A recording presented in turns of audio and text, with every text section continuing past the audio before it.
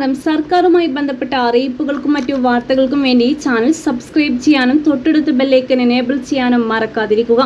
നടിയെ ആക്രമിച്ച കേസിലെ നിർണായക തെളിവായ മെമ്മറി കാർഡ് നിയമവിരുദ്ധമായി പരിശോധിച്ചതിൽ പുനരന്വേഷണം വേണമെന്നാവശ്യപ്പെട്ട് അതിജീവിത നൽകിയ ഹർജി പരിഗണിക്കുന്നതിൽ നിന്ന് രണ്ടാമത്തെ ജഡ്ജിയും പിന്മാറി. ജസ്റ്റിസ് കൗസർ എടപ്പകത്താണ് ഹർജി പരിഗണിക്കുന്നതിൽ നിന്ന് പിന്മാറിയത്. ഇനി മറ്റൊരു ബെഞ്ചായിരിക്കും ഹർജി പരിഗണിക്കുക. ജഡ്ജി തന്റെ പിന്മാറ്റത്തിന് പിന്നാലെ കാരണം വ്യക്തമാക്കിയിട്ടില്ല.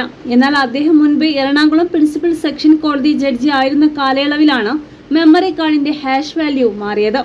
ഇതാണ് ഇപ്പോഴത്തെ പിന്മാറ്റത്തിന് പിന്നാലെ കാരണമെന്നാണ് സൂചന. നേരത്തെ ജസ്റ്റിസ് ജോബിൻ സെബാസ്റ്റ്യനും ഹർജി പരിഗണിക്കുന്നതിൽ നിന്ന് പിന്മാറിയിരുന്നു.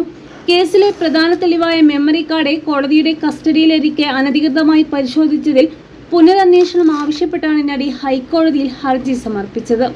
കോടതിയുടെ മേൽനോട്ടത്തിൽ പുതിയ അന്വേഷണം വേണമെന്നാണ് ആവശ്യം. സുപ്രീം കോടതിയിലെ പ്രമുഖ അഭിഭാഷകരായ വൃന്ദ ഗ്രോവൽ വഴിയായിരുന്നു അതിജീവിത പുതിയ ഹർജി ഫയൽ ചെയ്തത്. ദൃശ്യങ്ങൾ ചോർന്നതുമായി ബന്ധപ്പെട്ട കേസ് അട്ടിമറിക്കാൻ ബോധപൂർവമായ ശ്രമങ്ങൾ നടന്നിട്ടുണ്ടെന്നും അതിജീവിത ഹർജിയിൽ ആരോപിക്കുന്നു.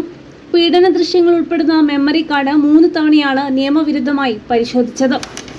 നടിയെ ആക്രമിച്ച കേസിൽ മെമ്മറി കാർഡ് ചോർച്ചയുമായി ബന്ധപ്പെട്ട പുനരന്വേഷണം ആവശ്യപ്പെട്ട അതിജീവിതയുടെ ഹർജി പരിഗണിക്കുന്നതിൽ നിന്ന് തുടർച്ചയായി 2 ഹൈക്കോടതി ജഡ്ജിമാർ പിന്മാറിയത് കേസിന്റെ ഗൗരവം വർദ്ധിപ്പിക്കുന്നു.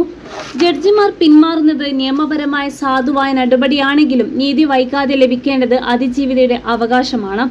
ഇനി പുതിയ ബെഞ്ച് ഹർജി വേഗത്തിൽ പരിഗണിച്ച് സത്യാവസ്ഥ പുറത്തു കൊണ്ടുവരുമെന്ന് പ്രതീക്ഷിക്കുന്നു.